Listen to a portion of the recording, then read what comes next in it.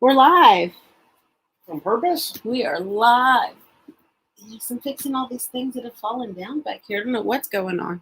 Hello, everyone. Welcome to this week's episode of Hollywood Matrimony Live. Why are so many things beeping at me today? Somebody sent a photo to my group. I don't know what's going on. But it does tell me Hollywood Matrimony is live right now. So welcome to this week's episode. Make sure you go like, subscribe. I'm new. It's easy for you to say. Like, share, subscribe, tell everyone you know. I'm going to go right now on Facebook. I'm going to share. And then we are gonna get started today. Okay, I'm having problems speaking, but that's okay. Nobody cares, right?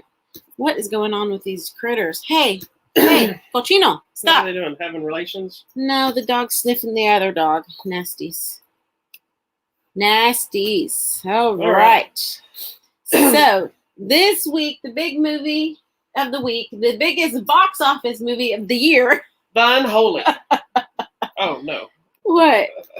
No, I am so excited. I know we've been excited for this movie. What is it, babe?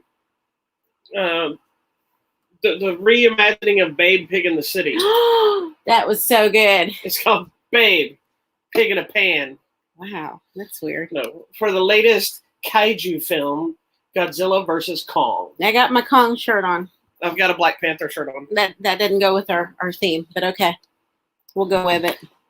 Anyhow, this is the biggest thing of the season. It was number one. It was number one. It's been the biggest box office gross film since March of 2020. So it's the biggest of the pandemic. That means people actually went to the they theater, were talking right? about the fact that it made, what'd I tell you? Did I tell you it made 60 or 30 or something? 30 something? 30 something. I guess I could look right here. We can go look it. I have it right here. Hold on. All right.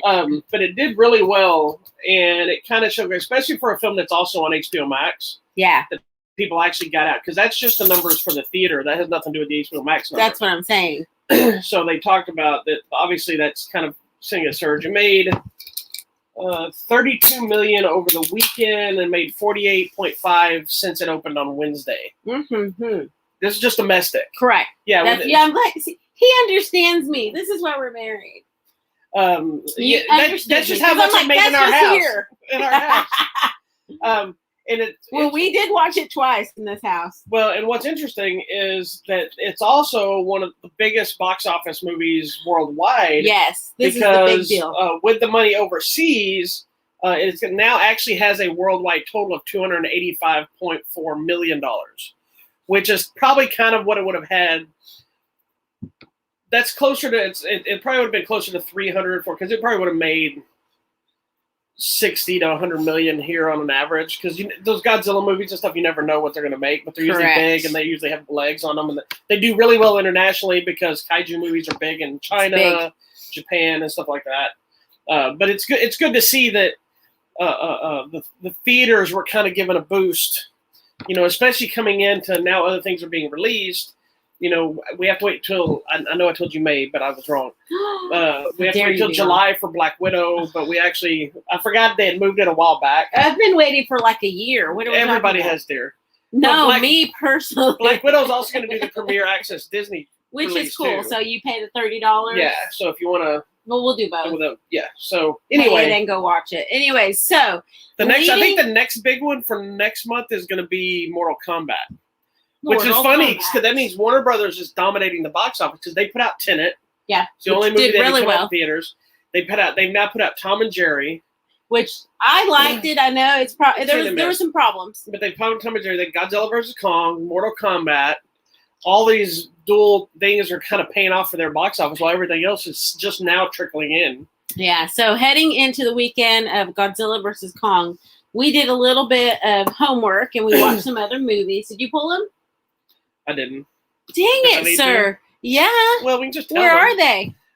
They're there and there. I mean, I can get them if you want me to. I know where they're at. Go get them.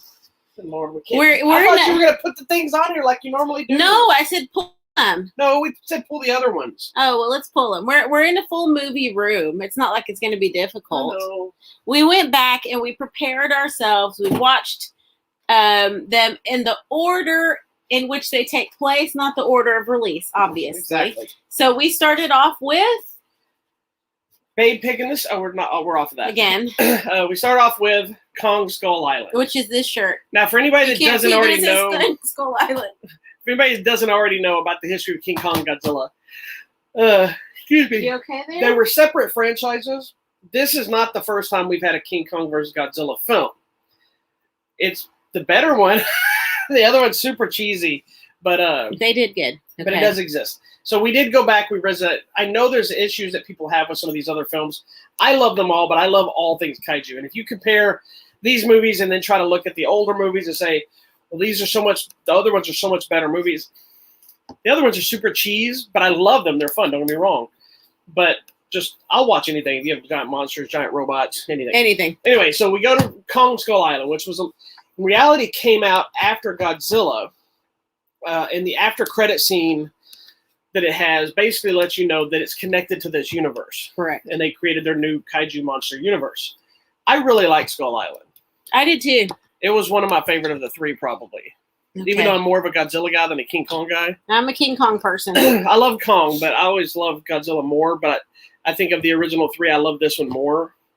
Although, throwing some Mothra, I'm all in. Yeah.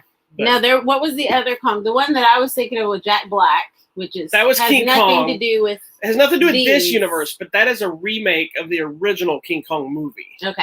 So it follows the original story. It actually has a lot of elements that they never put in the original, whatever it's based on. I don't know if it was a book or if it was just a screenplay or whatever, but the original screenplay had a lot of the other elements, on Skull Island that they never filmed for the original, but they filmed it that. Okay. Are you okay? Do you need a beverage? It's been a long weekend. Anyway. I think my favorite is Fay Ray. Then probably Jack Black. Well, because you have the original. You have the original. Then there's one from like 76 with Jeff Bridges, I believe it is. Then I think there's one in the 80s. 1986. And then you have the Jack Black one, not counting all the crossovers. And correct. That was Son of Kong and Mighty Joe Young and all those other kinds. Yeah, there's so much. But then you had the Jack Black one, and then you jump ahead to this one. Yeah. So if you don't know about Kong Skull Island, this was essentially an introduction to Kong. He's already on Skull Island, obviously, and it's a group, and they're exploring and whatever. So this whole movie is it's really just to set up the world of Kong. Correct. And you kind of just need to know a little of the history and a little of the creatures. Yeah, you do need to have seen these three movies for the new movie to make as much sense. Right. But I mean, you can watch the new movie without seeing anything because it's not that complicated. Correct. You just missed the fun stuff. Correct. So then moving on, the first of this series that came out was Godzilla. That was Gareth Edwards, I believe, is who directed it. Is that his name? Yes, which I believe he's the same one. And it reminded me, he did that movie Monsters. I don't know if you ever watched it or not. I think so. I don't know if What's Your Face is in it or not. Anyway, it's a movie that's like there's all these gigantic creatures on Earth, or aliens or whatever, and like people are walking around, and you literally just see like the legs of the monsters. It's really a good movie, but it was really boring. Like I wasn't a fan, and it got a lot. That's too bad. I believe he's the one that did it, but. That kind of explains the tone of this Godzilla movie. Because remember, you see a lot of him walking by and a lot of his legs, a lot of his body. It takes a while before we see a lot of Godzilla.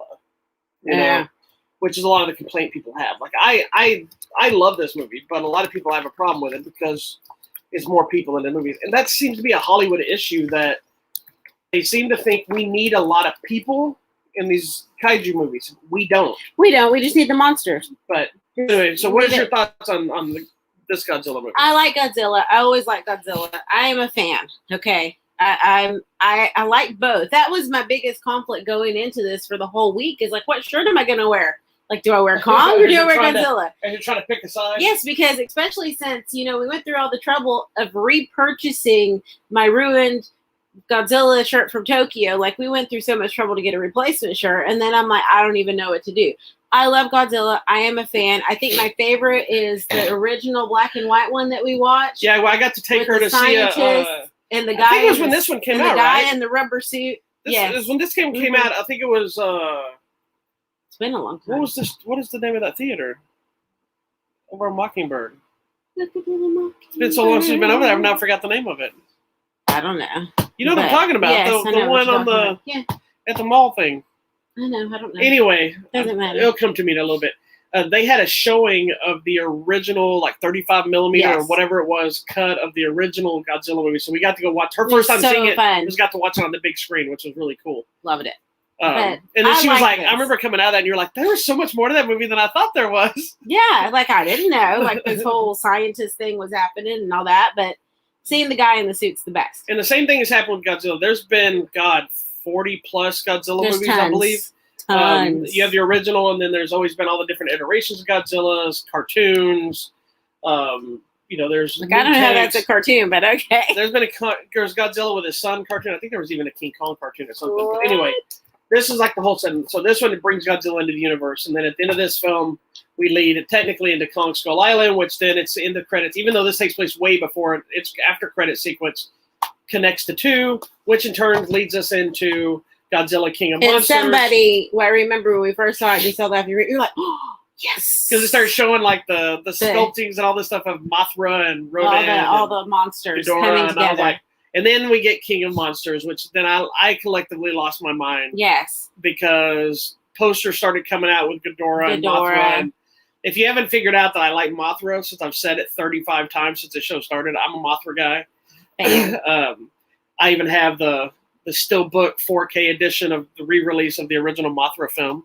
But this one basically kind of brought both elements of this movie together, minus Kong, to establish that there's more kaiju monsters out there. Then it became literally a fight for who was in charge. Yeah. What is your thoughts on this one? I did like this one because it does establish that, in a way, Godzilla is like the good guy of the bad monsters. I mean, it's weird. But I think what I liked is that we had like a new take, like a connection between what happened here, now bringing it into the modern, like explaining like some of the reasons why. And we have the scientist people, so there's a connection, and it all comes together. So, well, this movie also kind of did like. Sorry, go ahead. Sorry, but then it also brings to fruition over here the whole monarch thing that starts here. Yeah, kind of leads to here, and we find out, they've been doing some stuff. And the evil vampire dude's been trying to steal the technology to control. There's no vampire in this movie, just that actor that played one on TV. And then this movie also does what the later Godzilla movies do, that it starts establishing Godzilla as a good guy. That's what I said. I know, I'm just saying. He's the best out of all the protector of the monsters. Earth. And you start realizing that he's not here. There's a reason he's doing what he does. He's not just rampaging. Correct. Where the original Godzilla was not a protector of Earth. He was just rampaging. Too many people. Nuclearized lizard who'd gone crazy, and then when they started bringing all the other monsters, then he would show up to protect the world from these other rising creatures. Correct. So, with all these being said, you need to know all that.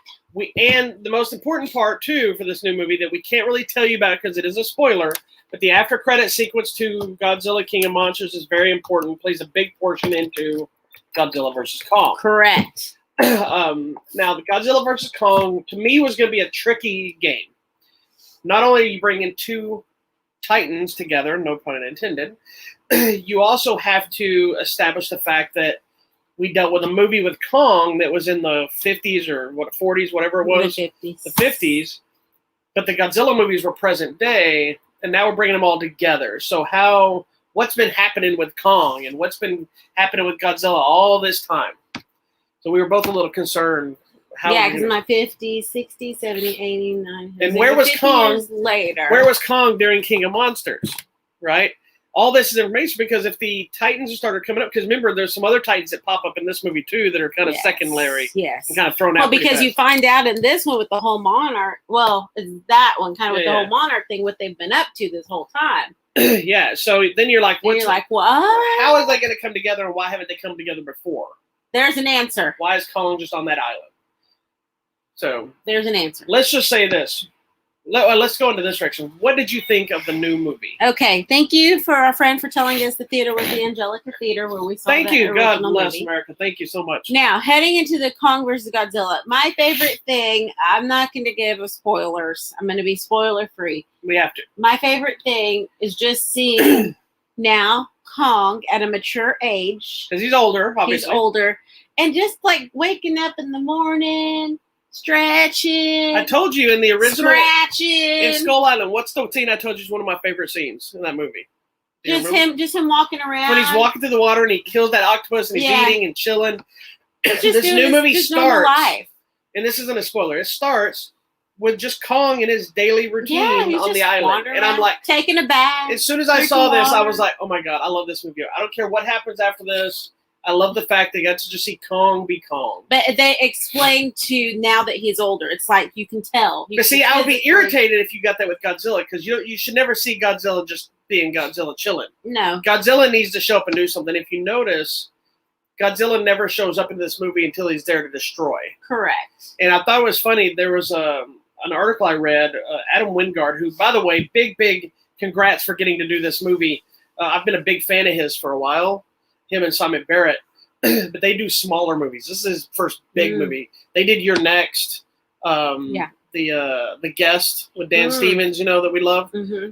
They did the remake of the Blair Witch Project, some of the VHS movie stuff segments. So this is one of their biggest movies, or his biggest movie, excuse me, transitioning into stuff. And he's also apparently going to be doing a Face Off sequel and a live action Thundercats movie. Thunder. So we're super excited for that. Anyway, but I read an article. They were saying that the one thing Toho, who owns the rights to Godzilla, and I don't know if they own the rights to King Kong or not, but that's the company that's all the way back to done all the Godzillas. Toho is always involved. They told him you cannot make Godzilla kind of personal. He can't have like feelings. Okay. So they did some stuff in the movie that I thought was clever, where you get some facial expressions from Godzilla, where you're seeing like he recognizes, but you never like Kong is very expressionist. He's very because he's very people-like. Yeah, well, apes are like next to humans. Like Godzilla is a monster, right? Correct. And even there's a couple times you get kind of this nod, or you get this look. There's even a moment where he almost looks like he smiles. Yeah. But it's done in a way that it's more the ferocity of the character. And I knowing it, I've watched the movie twice. I didn't know about this information the first time I watched it. Watched it the second time, I could see how they were getting around it. It was very interesting. They were like, you can't make Godzilla have feelings. Correct. That was their only big He's just note. a monster. But I think the cool thing about this movie is they did the proper thing, and we have the characters back that we need. So there's a couple of them that it was a little irritating. They brought a couple of back that were really there for like 5 seconds. And it was almost like, well, that sucks. What's the point of bringing him back? But kind of wasted them. But it's not, because then you have people like me who are like, oh, it's a scientist. No, I know that. But I'm saying if you're going to bring him back, I like. And then I'm like, oh, early editions here. But if they're going to bring him back, it's like, do you think they give him a little more to do? Yeah. Because I will say, like every one of these movies, the human plot element is always the weakest. It's in a secondary. It's not that important. The only thing that's really important to this film on the human side is the connection of Kong and this little girl who's like the final. This isn't a spoiler, but she's like the last tribe member that's on Skull Island that you meet that worship Kong. Correct. Well, and it makes sense because we're like 50, 60 years. And I have to kind of. I don't know if it's a spoiler, but I want to tell the story because it's not a spoiler. But okay, so the little girl's deaf. Okay, and I'm saying this because I have a story that I thought was really awesome that I want to tell. I was reading some stuff about her. This is her first movie. And she's the really cutest good. little girl ever. She's really good in it. And Alexander Skarsgård, who's in the movie. Do we know he's in the movie? Yeah, he's in the trailers. Okay. Well, that was the other thing. I didn't know. See, I thank you for not. But you've seen the trailers. I didn't pay attention. I can just rely on the fact that you don't remember nothing. I didn't know he was in it. That's why I'm telling you. Like, I watch and people pop up. I'm like, oh, early edition's back.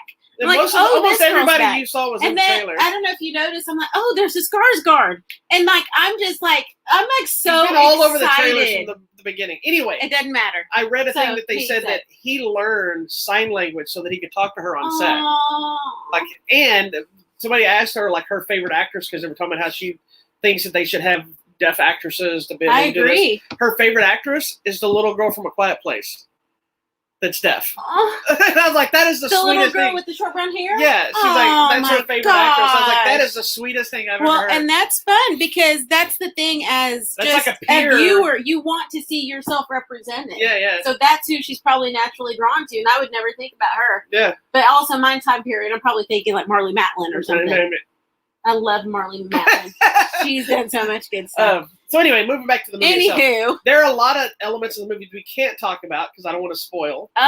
But this is a movie that I can't imagine that a hardcore King Kong Godzilla fan would not love this movie. Well, and I think anybody that just like monsters or big fights or just kind of that. This one, unlike these, this one seemed to take it back to the sci-fi cheese element of the older films without not being campy and dumb. No, it's good. But there's so many like people like myself and not even me, people that are way more hardcore are going to catch a lot of them. I recognize, but I had to look up. There's other people are going to see so many Easter eggs that were taken out, stuff that I couldn't tell you because almost every scene had one. There's like those little pod things they use. There's moments when they're moving things. There's different things the way they do them. There's shots that they do. All of these are taken from other movies of Godzilla franchise movies. And it was interesting, or at least versions of them.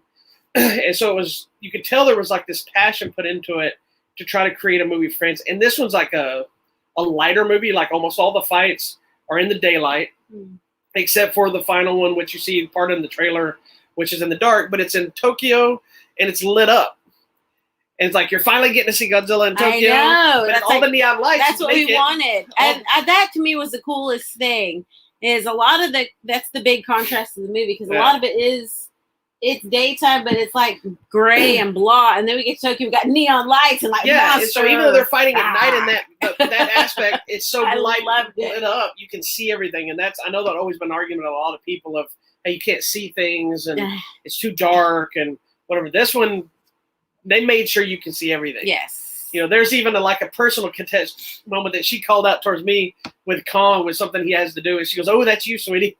And I'm like, "What?" Okay, that's kind of me. Well, it's so funny, and I'm glad I watched it at home on the big screen because I was like, "Ooh, go get it!" I was like going through this whole watched it at home on our regular TV in the living room on Wednesday, so I could get the review put up. We had planned to go to the theater on Friday, had our tickets. Somebody was just exhausted because she had a day. She had a week. We can't. That's not that kind of show. But she had a week, so I suggested, why don't we just stay home, watch it on the big screen theater room, so she could rest. Which was so fun. But I'm glad we did because she was yelling and talking. Because I was so excited for this movie. At the same time, we might have had a lot of people in the theater do the same thing. True. Okay, here's my only problem with the movie. I'm not going to spoil it. Okay. But there are some logistical issues that I just don't understand.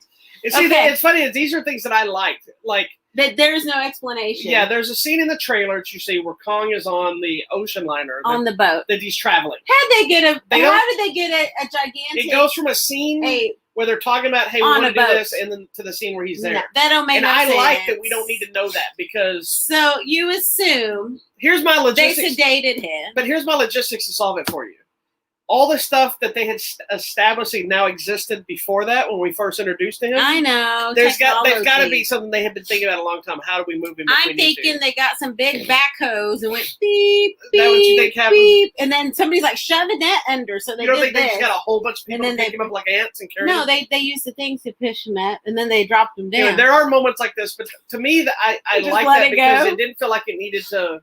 Like, we like details, but I didn't feel like it needed to spoon-feed the audience nonsense. But at that point, I did like, how'd they do that? Yeah, and it's like... I guess you gotta let it go. Because had they not... They put all in, like, the fight stuff that they did in this with the monsters is epic. And it's long. It's not quick fights. And that's where some of these other ones have gone wrong. They're quick moments, and they moved on. I think by skipping over some of this stuff that didn't need to be there as much... gave us more time to just get full-on destruction and chaos. Yes. But I would like to talk about the amount of death that there are in these movies. Like, I've literally... I remember when Man of Steel came out. Oh, Lord. People threw a fit about Superman and Zod and how they destroyed the city and all the people that died and how this shouldn't be right. Why does nobody care about these two superheroes destroying their... I don't ever hear a single person complain about the billions of people that die when Godzilla stomps through a city. Yeah. And now you have Godzilla and Kong fighting. So because their monsters are not real. Oh, but Superman's real. Yeah, Superman's an actual person. I got it. I don't know. We were thinking about that. We're like, there was a lot of destruction going on. I was like, who cleans this up? I don't know. And then I just finished reading this Godzilla graphic novel, it's called like the 50-Year War or something like that. And it's literally like each decade of this guy who's a soldier, and he's dealing with the destruction of Godzilla from the first time he's there and everything. And like each time he gets where he's the area he's still working in, it's just less and less of a city and more of just rubble. Oh my gosh! Because nobody can fix it. Nobody can get it. What are you looking up?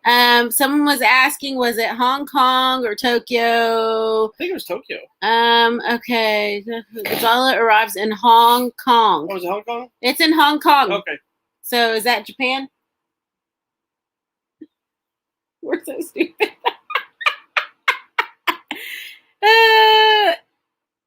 It says Hong Kong, Godzilla and Kong battle. So there you go. Now I have to go find out where is Hong Kong. I do this to her all the time. I just make her suffer. It's in China, so we said the wrong. I said Japan. It's China. Thank you.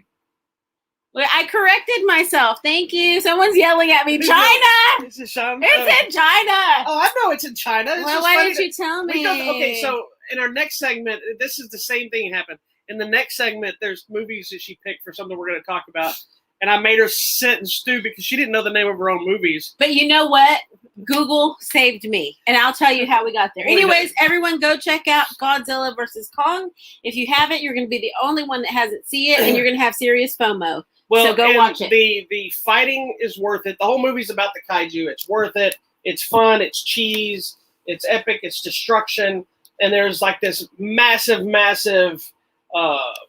awesome thing that occurs that connects to King of Monsters. It's very important why you need to know it. Something I never thought I would see in my adult life in a film like this that I was so happy about. Even one of our friends messaged me when it happened, and I'm like, yes! But again, I'm not going to spoil it. Some people already know because they found some things in the trailer. I hate when that happens. They found things in the trailer that were like quick passes that were to kind of tease you, but you don't know if you saw what you saw.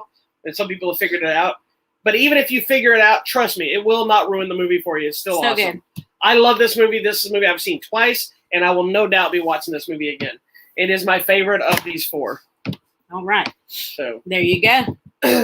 Thank you so much. And despite the shirt, are you Team Kong or Team Godzilla? I'm still about Kong. All right. Well, I'm Team Godzilla. I know you are. I love Godzilla too, but I know. I got. I'm just asking.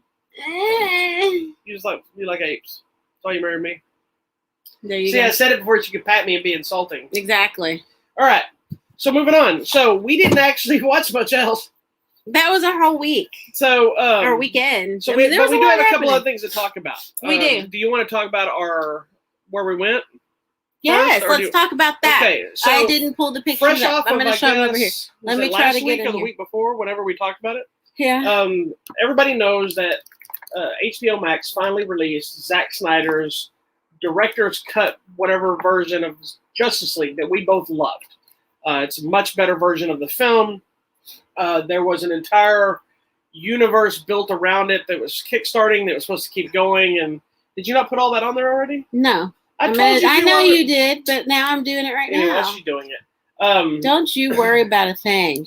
So what I found out about this exhibit, and it's called, I believe, the Dreamscapes of Justice League, Zack Snyder's Justice League, or something like that. Something. And it's basically like a touring thing of storyboards and costumes and all this kind of stuff from Justice League.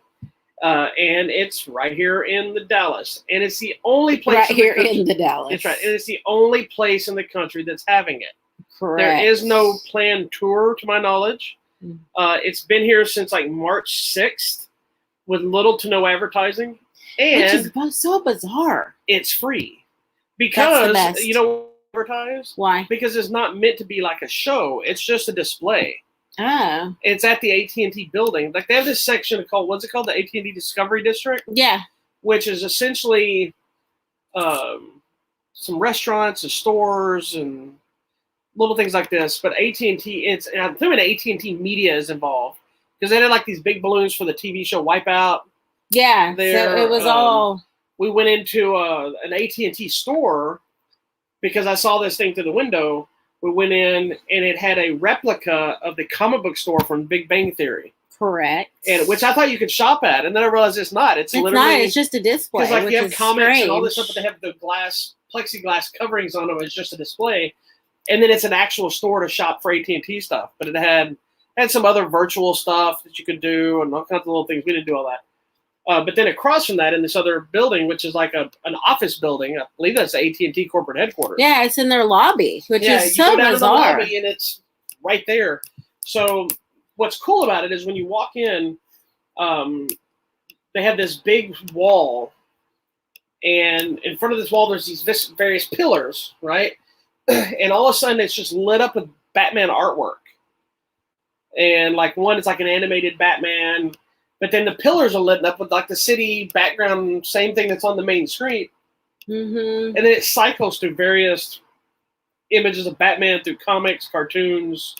It's just a bunch of random things. Yeah, graphic novel stuff. The funny thing is we're sitting there and somebody's all like, oh, that's so-and-so's art. And I'm like, okay. Because they had Greg Capullo and Alex Ross and Jim Lee and all these different things popped up. And she's like, oh, who is that? Then the one she decided to be snooty, I didn't know. She goes, who is this one? And I'm like, oh, I don't know. I've never seen this one before. I know. So anyway. I don't know anything. So you go to it. So here's the thing, is it's not that big of an exhibit. It's a little small thing. We got there at the perfect time. As we walked in, they tell you they're only letting in like 20 people at a time because of the pandemic. Did you see that huge line after? And it's a small one. Yeah. So we fully expected to have to wait in line. Yeah. If we could even find it, because we didn't know really where it was. We didn't even know. So first of all, we're downtown, which I don't like driving downtown anyway. And then we're trying to figure out where the heck we're going and no idea. They were trying to figure out where to park. And that was a whole nightmare. And then there was the homeless guy that almost got hit by the other car. And I was like, oh, Lord, this is what happens when you go downtown. So we finally find it. We go in there. There's no one there. And we're like, hell yes. We literally just walked in. So we were only there for like, 20 minutes? Yeah, it didn't take us very long to get maybe a little bit longer but it has a Superman suit. It's got Mira's suit, Deathstroke, The Flash, Batman. But they're all the ones from the if you watch it, the futuristic version stuff. Yeah. It's the stuff that they shot in the reshoots. And which is all, if you've watched the movie at the end of it, that has like this 5 year later kind of vibe in the desert, post-apocalyptic looking thing, and it's got the Joker's outfit and all the different. So it's all that stuff from that shoot, which that was all reshot stuff. That stuff wasn't shot at the beginning. Correct. And now you make more sense why they shot that stuff, because this stuff was all meant to be part of later movies. Yes, which that's You're upset now? Yeah, because now it's like, wait a minute, I'm very confused. But reading the storyboards, now I get it, and I'm like, part of the exhibit, which is the coolest part of the exhibit, in my opinion. There's a lot of great artwork, and the costumes are cool and stuff. There's a full-size cyborg and everything else. But it's called Dreamscapes because the whole idea is about the future of the Justice League. And they have the actual, I'm assuming they're the actual ones, the actual dry erase boards that I guess hung in the offices that was the description of Justice League 2 and 3, correct? Complete with Jim Lee artwork all over them, if you didn't know that. Yeah, and I was just like, and it's all written in black Sharpie, and it's so you can walk down this and you can read from what happens at the end of this Justice League film and what was going to happen all the way to the end in like epic detail. Yeah. It's not just like, hey, in this movie these two will meet and they'll go there. It's like these two meet, they do this, do this, and then this character does this. It's like you're reading the script. It's just very disappointing now for me that we're not going to get to see some of that, and then. Well, this is the only part of the exhibit you are not allowed to take pictures of. Correct. We can't tell what happens. Yeah, I don't want to spoil it, but they're online. So if you want to find them, some people snuck some pictures, and WB was making them pull them down. Yeah. But first thing they tell you is like, hey, you can take pictures of anything you want except for this. Yeah, pretty much. So, did Jody throw them up or no? Oh, she's going to throw up some pictures so we can show you a little bit of the exhibit if you don't have the luxury. Make it big. So here's the thing: is I can't even tell you how long it's going to be here. In March, when some stories No are done idea. about it, it says for a couple of months. And that's all we know. I wonder why they're not advertising it. I guess that's the thing that's perplexing. I'm assuming it was the pandemic situation, is space and a lot of people in there. And I know, but people were lining up and they were waiting. Started finding it and stuff. Like when we were leaving, we found the. Are you playing it or? Mm-hmm. It's not showing on mine at all. I didn't get here yet. It is. Okay, I'm way behind, I guess. Yeah. Where when we were leaving, we saw this whole thing with a window finally that had the advertisement on the window, but we were driving away at that point, but we'd already seen it. Yeah. So, that is weird that you're delayed. Mine's also frozen now. All of a sudden, that's why. It wasn't a second ago. But let me go look. Yeah. Let me see if it goes live. You know. Oh yeah, there it goes. But so anyway, so she posts up some of the pictures. If you've been watching them, cool. You can see some of the things at the exhibit. If you are here in the Dallas area, it's at the AT&T Discovery District. At I guess it's the AT&T corporate headquarters address. Yep. You just go into the lobby and there it is. It's literally that simple. It costs nothing. You do have to wear a mask because you have to be in the building like that. But you want to go see some cool DC stuff, and it makes me kind of sad that I guess people didn't stick with their view or their vision of how they're telling their story. Well, because Marvel went individual characters, bring it together, and they were doing, hey, here's everybody. Now we're going to go. Here's what happened: is DC so it's just a different way. DC was late to the party, and so they decided to go the opposite direction. They did Man of Steel. It did well. They did Batman, Superman. It did well, but didn't with critics didn't do well. They decided, okay, those two movies and then Suicide Squad, those three were going to lead into Justice League, right? And with Justice League, it was going to then spawn everybody out. So it was kind of reverse engineering, which would have been fine, especially with the story arc they were going to do. Man, the problem is, it makes me so sad because these stories would be awesome. I wish so bad I could tell you. Like now that I've read that whole thing, it's like she mentioned, are they going to do a graphic? I hope they do a graphic novel. If they would put it in a graphic novel, at least I'd get to see it. Yeah, because it is. I mean, you can imagine it, but it would make Avengers look like if they were able to pull off what they wrote, it would have made all that Avengers saga look like independent filmmaking because it was way more epic than anything the Avengers did. Yes, because at one point I'm like, and then I kept reading, I'm like, oh. But the problem was Warner Brothers got too involved trying to tell them what people think. And studios, the suits, sometimes don't realize who they're making a movie for. Correct. They don't understand. Like the simple stuff about the Superman in the black suit. They don't want Superman in a black suit. They don't want Superman to have a beard. They want him to have long hair. And fans don't want that. But it's part of the continuity of that story because that's how it was in the book, right? Yes. Everybody wanted it. And if you watch everybody see the movie, when that first trailer came out and they finally had a black suit, every fan was like, oh my God, the black suit. Oh my God, it's awesome. And what's funny enough, some people may not know this, there is no black suit. It was all digitally. He had to shoot the whole thing in the normal blue suit, and then they went back and digitally colored it to black and silver. That suit does not exist. So between that and then, of course, the tragic thing of his daughter passing away and bringing Joss Whedon, they brought in Joss Whedon, and then they said, hey, you need to add a little more humor to this, and you need this. Retooled it, made a whole movie that was not the movie you're supposed to see. And in fact, because of how bad that movie did, it killed the franchise and in turn killed any chance of all this other stuff happening. And all this other stuff is awesome. It is epic. Anything that you hoped you would see in a Justice League movie in the DC universe, characters, ideas, it's all there. Snyder, no matter what you think about Snyder, he had a vision for this that went well beyond these next two movies. Yeah. It's like 20 years into the future. Yeah, is what we're looking at. And in the midst of it, it had enough gap for everything for them to do their individual movies. Because there's even stuff in those two movies with Wonder Woman and Aquaman that were made that cycled back into this story stuff, which I'm like, oh my God, that is so cool. And I will say this, just as a teaser, since some of you may never get to read this, it did involve the Injustice gang and the evil Justice League mentality and Lex Luthor stuff that.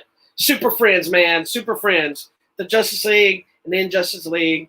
And if you're in Dallas, you need to go check this out. Yes. Just make time one weekend. As far as we know, it'll be there for a while. I think it's going to be through May, but I couldn't even tell you. There's no rhyme or reason to it. Makes no sense where it is. Makes no sense at all that they have. There's a poster for the movie like half a block this way. Yeah, but it doesn't say anything. The building. The thing that's on the wall is an advertisement for the HBO Max thing. It's not talking about the exhibit. You still, if you didn't go into that building, you'd never know that exhibit was there. No, because it is in the main lobby. It's so bizarre. But go find it. How so many? The only reason I found somebody posted about it, I went, "Oh, one of the is this Dreamscapes tour thing?" And I'm like, "Oh, sweet. I hope it's coming to Dallas." Then I realized it's in Dallas. I'm like, "It's been in Dallas for a month, and it's not going anywhere." And it's where? And then I found out, like, on Instagram, that one of the Snyder Cut Justice League official pages tweeted out that it was a live exhibit. And I'm like, what? And then, so when we went and I posted about it, one of our friends even posted, like, way to promote this thing. And they didn't know this. And somebody else was texting me. I posted a picture that had nothing to do with this, of that Big Bang Theory comic store. Yeah. I said, hey, look, it's the Big Bang Theory. It's all I posted, knowing it was going to confuse the people. And one of my friends, Eric, he messaged me, he goes, where's this at? And I just said the same place this is. And I sent him the picture of Superman suit and the big epic Superman photo next to him at that exhibit. Nice. And he goes, what the hell? Where is that? And I didn't even respond to him. I just sent him a picture of Cyborg. And he goes, what the hell, man?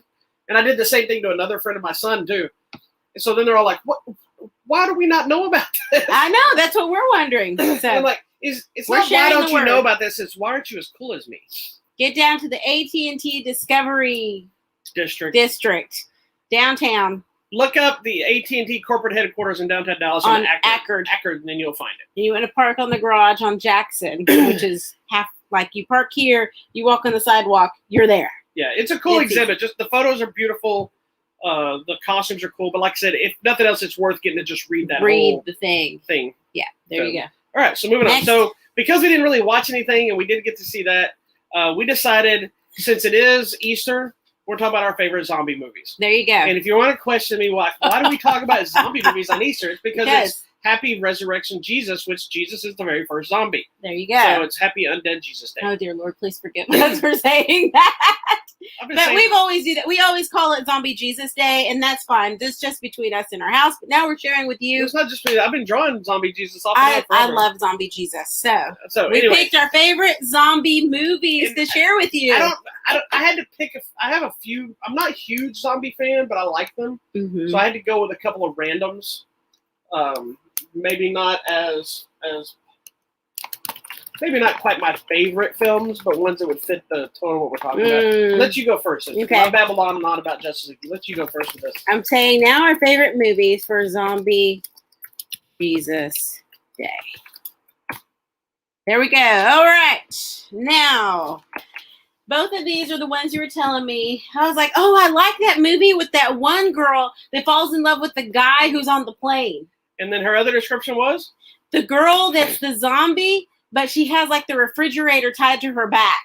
Yes, and I knew exactly which movies immediately she was talking about. I had no idea what the names were, but I went to Google. Hold on. Just so you know, this started yesterday. It was a full day. No, was it? Yes. We talked about it last night. We came up with the idea, and then I forgot about it. And then I brought it up today. Yes, and you still didn't know what movies they were. So I went to Google and I typed in zombie movie, girl in love with guy on plane, and it led me to Warm Bodies. Whoop, whoop. I really like this movie, I think, because it's the first time where we see where, from the zombie perspective, he still has full mental function. It's just coming out as, but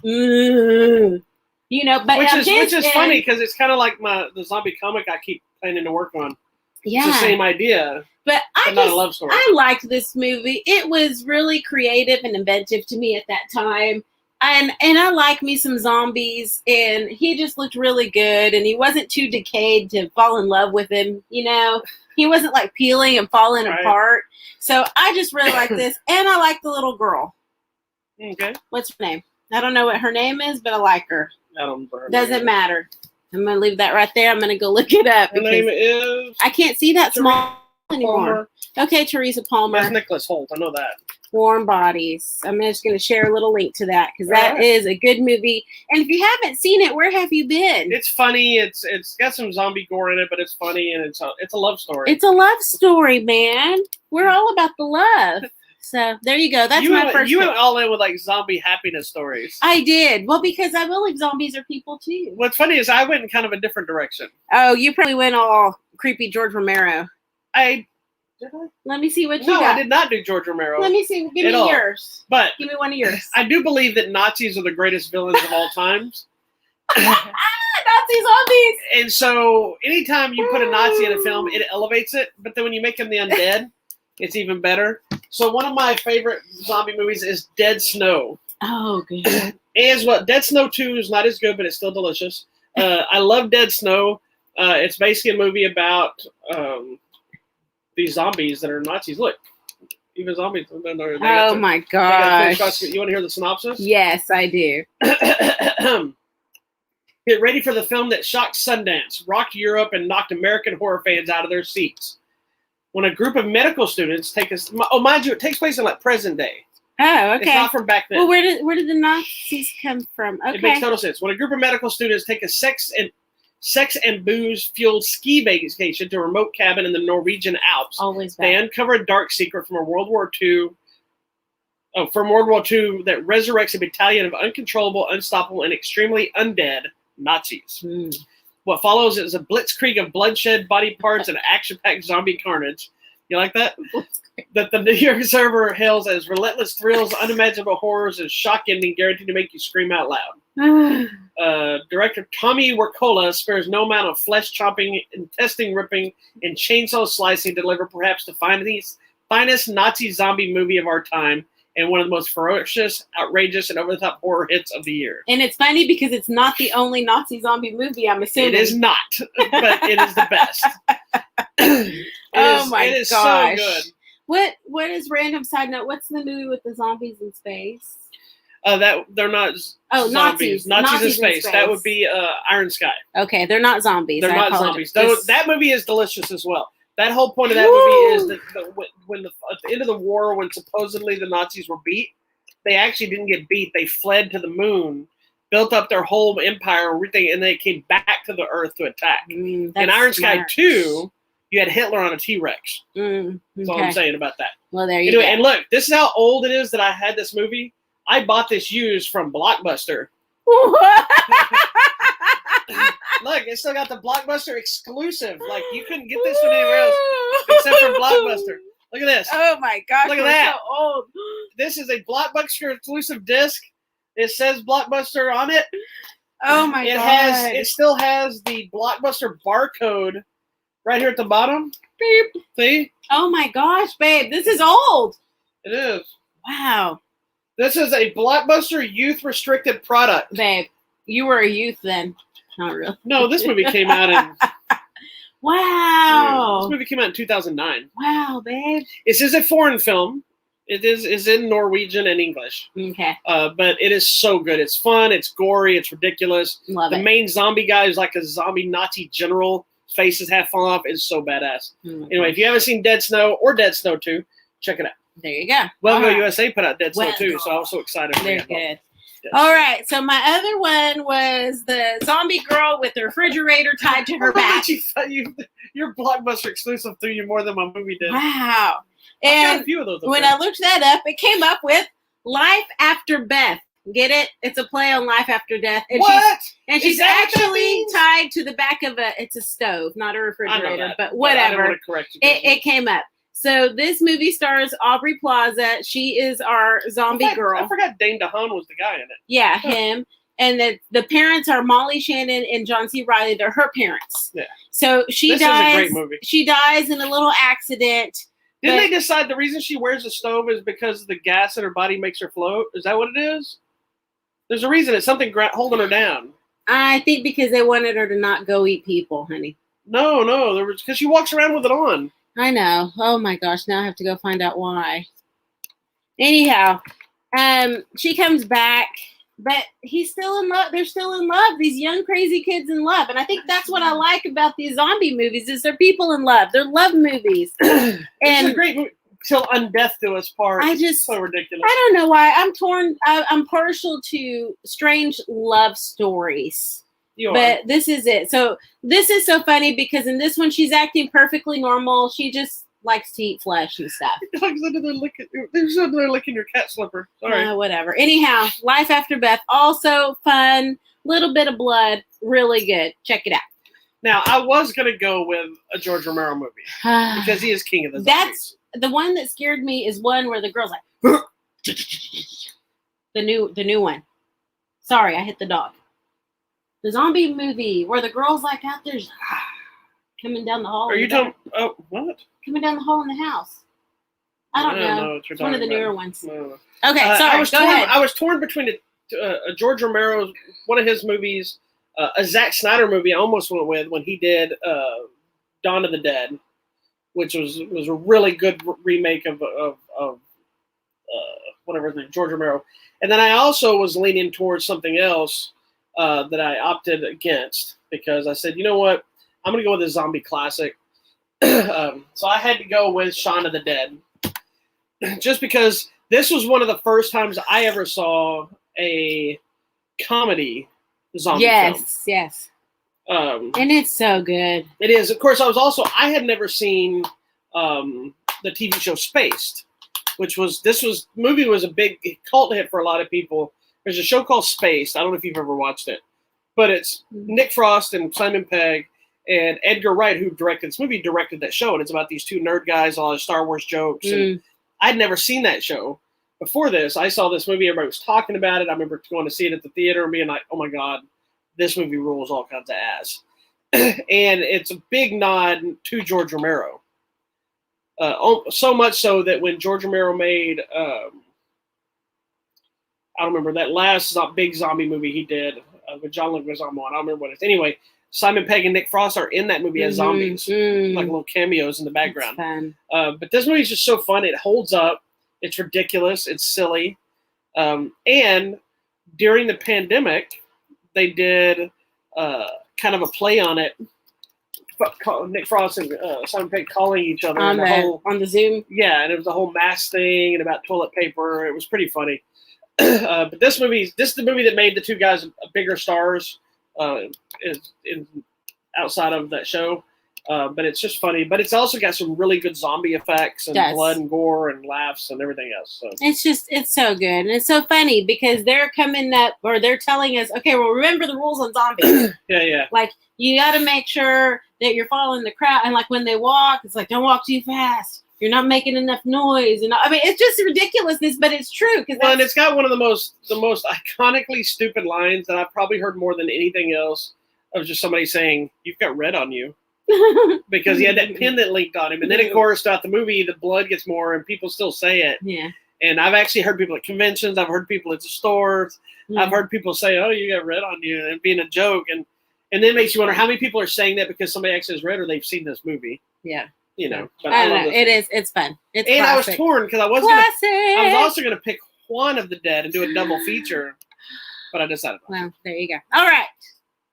There you go. Favorite zombie movies. That's right. Now, bringing it back to Jesus. Oh. Let's talk about the new 4K release of Ten Commandments.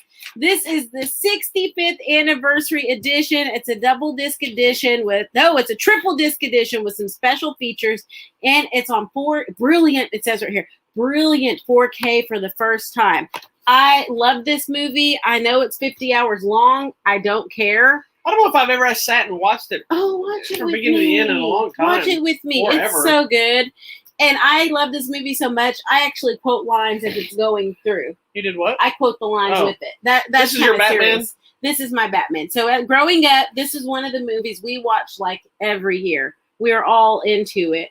The previous edition that came out for the 60th anniversary or whatever, I believe, has some different special features. So I'm torn on which one to keep. I may have to keep them both if you want. But this one is available now if you want to go buy it. It said available now in time for Easter. Ultra HD 4K 65th anniversary edition of Cecil B. DeMille's The Ten Commandments. Bum, bum, bum, bum, bum, ba-dum, bum, bum, I'm not sure you're supposed to follow up the zombie stuff with that. Was that you trying to repent? I was bringing it back to Jesus. That you trying to repent? Bringing it back to Jesus. Do we want to talk about Passion of the Christ next? I do love me Passion of the Christ. It's so hard to watch, but Jesus Christ Superstar? Or how about just Superstar? Just Superstar. Hey, that goes back to your life of Beth, because there she is. There you go. All right. Continue. So coming out this week on Blu-ray and DVD. Is that what I'm doing next? Or Monday? Yes, we're wrapping it up. Now. I don't remember anymore. What? It we have contests. Did you put them on there this time? Mm-hmm. Oh, the contest. Okay.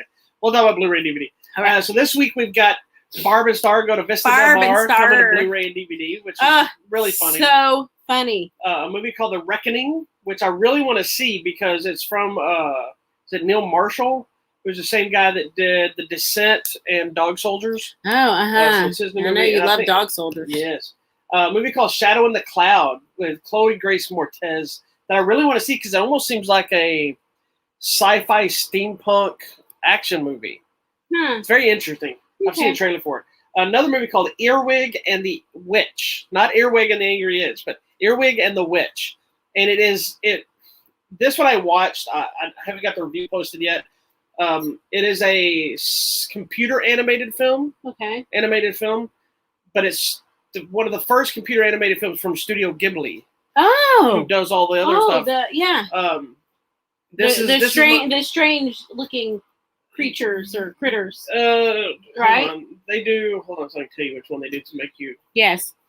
They do Spirited Away and Howl's Moving Castle. That's what I'm saying. Yeah. They do like the different looking. Yeah, like a anime or whatever, right? Like Spirited Away was probably their biggest, I think. We have the big box set right there. Yes, it's there it is right there. Yeah. But this one is completely different. See, it's not CGI. Not the big eye anime. It's the same style in the character designs, but that's pencil drawing type. Oh, this is computer. Computer, yes. Oh, because this is the other was the one where we saw the documentary where the man was like very specific on how it should be drawn. He's like, "Why are you in here if you can't draw?" Yeah, it's that kind of stuff. Gotcha. Yeah. This was the very first one that their studio. Interesting, they would do it. The movie's okay. It's about a little girl who's a witch, or thinks she's a witch, and she gets left at an orphanage and she gets taken by these other people, and now she's living with this witch and she wants to learn to be a witch, and so it's a whole ordeal. It's a whole thing about being. It's kind of like Annie meets witches. Okay. It's that kind of thing. It's okay, but we'll talk about that later. Also, a movie called Skyfire. I have no idea what this is. Yeah, I have no idea what this is. I remember the other movie I was going to talk about, zombie movie, but I decided to not do it. Would be Train to Busan, which I think is one of the best zombie movies in years. So that's come out. But well, and the next one, the sequel. Train to Busan 2 was good. It wasn't as good as the first one. And then now there's the prequel anime. Yeah, well, that was what he had before the other movies. So anyway, but those are the main things coming out. All right. Then we do have some movies coming out at the theater. Now that we can go to the theater. Okay, so coming out this weekend, we have this movie Voyagers, which I know you're gonna watch because your man crush Colin Farrell's in it. I'm gonna watch because I don't know why, but it's got a bunch of people. Johnny Depp's daughter's in it. I know that. A bunch of other people. So basically, we were trying to figure out what is this like. So it's a bunch of people. But no, we were traveling. What this was like. I was trying to tell you what the movie was, and you decided what it was like. So a bunch of people are traveling to another planet to save the human race. They have a bunch of younger people who I'm assuming the intent is to go populate the new planet. It sounded like they were born on that ship. Yeah. Well, because they've been there for hundreds of years traveling. They were growing up. But suddenly they start to go cray-cray, and I believe they go hormonal. So in my mind, I was thinking it was like the movie, what did I tell you? The one that has Katie Holmes, Disturbing Behavior, and James Marsh. I just told you the name of it. Disturbing Behavior. Disturbing Behavior. That's what I was thinking, but in space. I don't know if either sounds like the same thing. We'll see. Okay, we'll see. Yeah, because they go cray cray. Okay. Anyhow, don't know what's going to happen, but as you see in the trailer, the kids start doing things, stop taking their medication, then they start going after Colin Farrell, and we'll see what happens. I don't know if any of that happens in this movie. That's what's in the trailer. Suddenly you think you remember a trailer. I remember. Next, coming to Netflix, the Netflix movie of the week. I'm excited. It's probably going to be silly. Thunder Force. That's this week. With Melissa McCarthy and Octavia Spencer, where they're superheroes. Yeah, they look like they're superheroes. Okay. Also, there is the another dog's big coming. movie coming out this week that I don't know if it's on there. Okay, next coming out, something called The Tunnel. These people crashed on the mountains. Families are trapped. Don't know what's going to happen. Video Demand and Digital, The Last Right. Don't know about that either. That's it. There is another one coming out that I don't know why it's not on that list, but maybe it's not getting a wide release. Maybe it's kind of an under the radar kind of release. Is the movie Gunda. Oh my gosh, I've been waiting for months. So we have a screener, so we need to sit down and watch that. Maybe we'll watch it tonight. Are you okay? It's a black and white movie, I believe, and it's just been literally following some farm animals, but not like in a cartoony way. So we'll discuss like it. live animals. It's the one where the trailer is just like following a little pig. The trailer and a chicken. is so engaging. And it's literally nothing. It's literally nothing but watching this pig walk around and doing stuff, and you're just like, okay? You're immediately immersed into this pig world. And do you need a Zyrtec? So we're going to be talking about that movie hopefully next week as well. The dog's having allergies. I need to give him a Zyrtec. He's over here trying to scratch his finish face. This first. All right, now let's go to our contest. All right, so we still have pretty much the same contest stuff. Some of them I got extras. Some of them I've carried over. We still got copies of Russian Raid. I've mailed out a few of some of these things and some of my stuff. Don't Tell a Soul that we've talked about. All these we've talked about on the show. Crazy Samurai 400 versus 1. Wonder Woman 1984. Godzilla on 4K, so it's a perfect time to get a copy of that. And lastly, a digital copy of News of the World. Hopefully we'll have some new contests this week. A couple of them got postponed because some release dates got changed. So that happens. So anyway. All right, that's it. Well, thank you so much for watching our special, I guess, Kong Resurrection Zombie edition of Hollywood Matrimony. Well, it was Live. kind of the resurrection of the theater. It was, and Kong how and ironic, Godzilla. How ironic that the theater's resurrection comes on the Easter weekend. Well, it's because Godzilla and Kong brought it back. So get out there, go watch a movie. It is safe. There is social distancing in place. When you buy your ticket, the one next to you, the seat next to you is blocked. There is super sanitized. I see them going in with their electrostatic vacuum thingies or whatever. Well, I think it's going to help because New York and California are starting to open up. Yeah. If you don't feel safe, obviously that's okay. Fine. But support movies, man.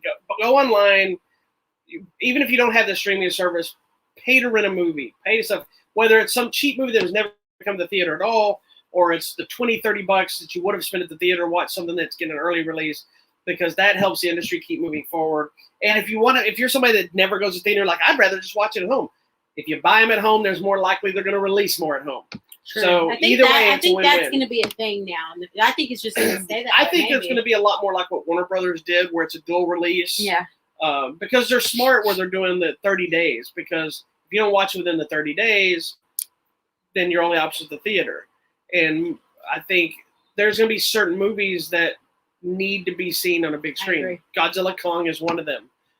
Things like Black Widow, things like I'm excited about that. Mortal Kombat, big epic movies that they're loud and they're fighting and there's destruction and there's these kind of things need to be seen on the big screen. I agree. Things like Tenet, I think, need to be on the big screen for the sound. But but then again, I liked it at home because I could turn on the subtitle because there were some things that I was like, what? But then you have things like Dunkirk, which is you don't get the full effect unless you watch it, unless you have this massive surround sound at your home. Mm-hmm. That's the upside here is we have the surround sound with this system, so we can. Oh my gosh, it's so embarrassing. Like if you were to stand outside, you can hear this room outside. You can hear the living room TV outside. It's embarrassing. We have surround sound in every. We'd have it in the bedroom almost. No, we have it everywhere. Yeah, we have problems. I'm deaf. That's really that's the reason. Turn on the subtitles, buddy. Everything, and I'm so annoyed with it because I hate watching subtitles unless it's a foreign film. It does not bother me. Like I don't mind watching it for foreign film, but now I'm so bad that I have to watch almost everything with subtitles to make sure I can hear it, so I don't blow her out of the wall with how loud I have to have everything. No, but you know what? I've started to I watch everything with all my TV shows. I watch everything with subtitles. Because there are sometimes where some people are just mumblers. They are, but my problem is that I start finding myself relying on the subtitles and just reading them, and then I'm not paying attention to the screen anymore. I'm just reading the subtitles. Yeah. And there's so many things where they rapid fire talk, the subtitles are going nonstop. You miss 3 or 4 scenes because you've been reading it the whole time. Well, so it annoys me. I mean, it obviously it helps, but it is annoying. No. Get hearing aids, buddy. Huh? Thank you so much for watching us. Make sure you follow us on YouTube, Instagram, Twitter, Facebook, everywhere in the world. We're there. Thank you so much for watching. We will see you next Sunday. Everywhere in the world? We are everywhere through the power of